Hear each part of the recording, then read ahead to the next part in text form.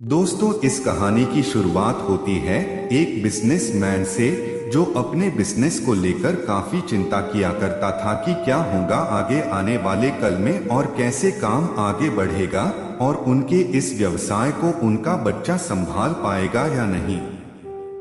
दोस्तों, उस बिजनेसमैन का एक लड़का भी था जो उनसे काफी बार कहता रहता था कि पापा, आप मुझे हमारे इस बिजनेस को संभालने का एक मौका दीजिए, क्योंकि अब मुझे भी बिजनेस करना आ गया है।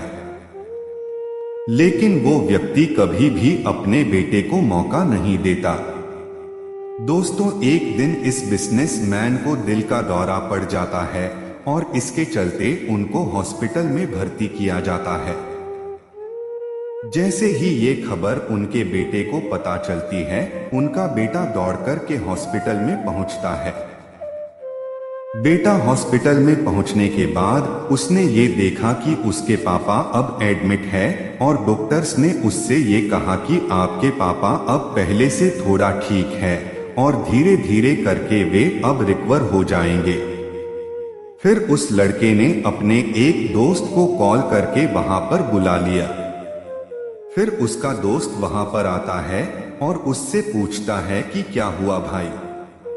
फिर उस बिजनेसमैन के लड़के ने अपने दोस्त से कहा कि मेरे पापा को दिल का दौरा आया है और उन्हें अस्पताल में एडमिट किया हुआ है।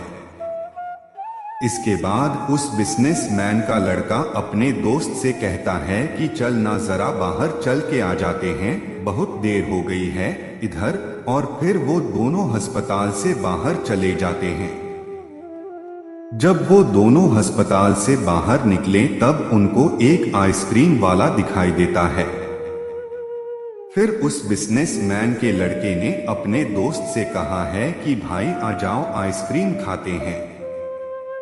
ये बात सुनकर उसका दोस्त थोड़ा चौंकता है और मन ही मन कहता है कि अरे ये क्या पागलपन है, पापा अंदर भर्ती है और ये यहाँ पर आइसक्रीम खाने की सोच रहा है। फिर उन दोनों ने आइसक्रीम खरीद ली और वे दोनों आइसक्रीम खाने लगे।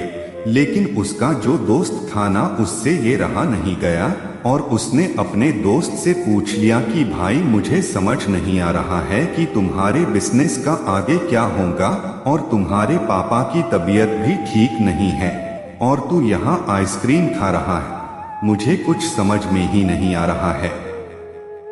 फिर ये जो मैन का लड़का था ना, और उसने जो बात कही उसे आप ध्यान से पढ़िएगा। उसने अपने मित्र से कहा कि मुझे ये मालूम है कि तू ये सोच रहा होगा कि मेरे पापा एडमिट है, यहाँ पर आइसक्रीम चल रही है, मजे चल रहे हैं, पर ऐसा कुछ नहीं है। मैं भगवान श्री कृष्ण का बहुत बड़ा भक्त हूँ और उनकी दो बातें हमेशा अपनी जिंदगी में याद रखता हूँ। पहली बात, जो हम सबको पता है कि काम करना है और फल की चिंता नहीं करनी है, इसलिए जो होगा देखा जाएगा। मैं सिर्फ अपने काम पर ही फोकस करूंगा और फिर बिजनेस भी अच्छा चलेगा। दूसरी बात, वो लड़का अपने दोस्त से कहता है कि मैं तुम्हें भगवान कृष्ण की कहानी सुनाता हूँ। जो तुम्हें दूसरी बात क्या है? भगवान श्री कृष्ण की जो पत्नी थी जिनका नाम रुक्मिणी था, उनको जब पहला बेटा हुआ था तो उसका नाम प्रद्युम्न रखा गया था और प्रद्युम्न के जन्म के 10 दिन पश्चात ही प्रद्युम्न का अपहरण हो गया। प्रद्युम्न के अपहरण के कारण रुक्मिणी नाराज और उदास रहने राय कि क्या हो गया है। भगवान श्री कृष्ण रुक्मिणी जी से कहते थे कि चिंता मत करो, क्योंकि प्रद्युम्न जहां पर भी होगा वहीं पर ठीक। लेकिन इतना समझाने के बावजूद भी रुक्मिणी अपने बच्चे की चिंता, उदास और निराश रहती थी। और इस तरह चिंता करते करते रुक्मिणी जी के 18 साल बीत गए। 18 साल के बाद द्वारका में जब प्रद्युम्न की वापसी हुई और जब प्रद्युम्न द्वारका में वापस आए तो उनके साथ में उनकी पत्नी मायावती भी थी। अब समस्या ये थी कि मायावती की उम्र प्रद्युम्न से 20 साल ज्यादा थी।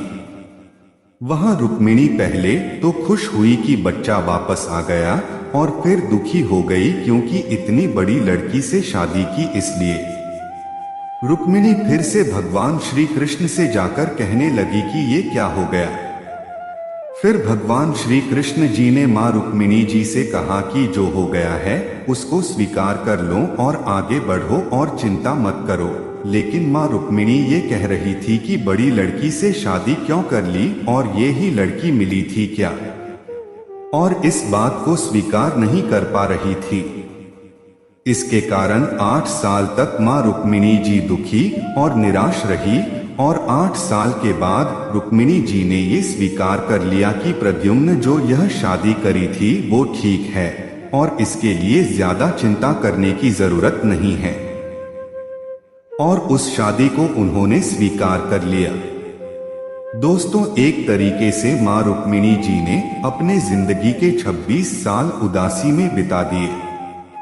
इस कहानी को खत्म करते हुए वो लड़का अपने दोस्त से बोला कि मैंने अब स्वीकार करना सीख लिया हुआ है, क्योंकि भगवान श्री कृष्ण जी कहते हैं कि जो हो रहा है उसे स्वीकार कर लो, जिंदगी अपने आप सहज हो जाएगी।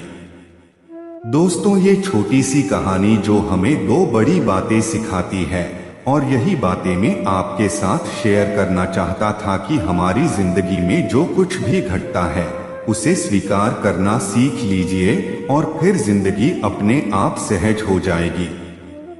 हमारे नियंत्रण में जितने भी चीजें होंगी उन चीजों पर तो हमें जरूर नियंत्रण रखना चाहिए, लेकिन जो चीजें हमारे नियंत्रण से बाहर है उन चीजों को हमें स्वीकार कर लेना चाहिए।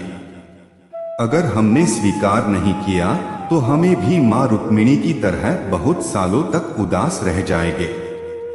दोस्तों, आज के यह कहानी आपको कैसी लगी और आपको इस कहानी से क्या क्या सीखने को मिला, ये हमें नीचे कमेंट बॉक्स में कमेंट करके जरूर बताइए। साथ ही अगर आपको श्री कृष्ण की ये कहानी पसंद आई होंगी तो इस कहानी को अपने दोस्तों के साथ अवश्य शेयर कीजिएगा और सब्सक्राइब जरूर करना।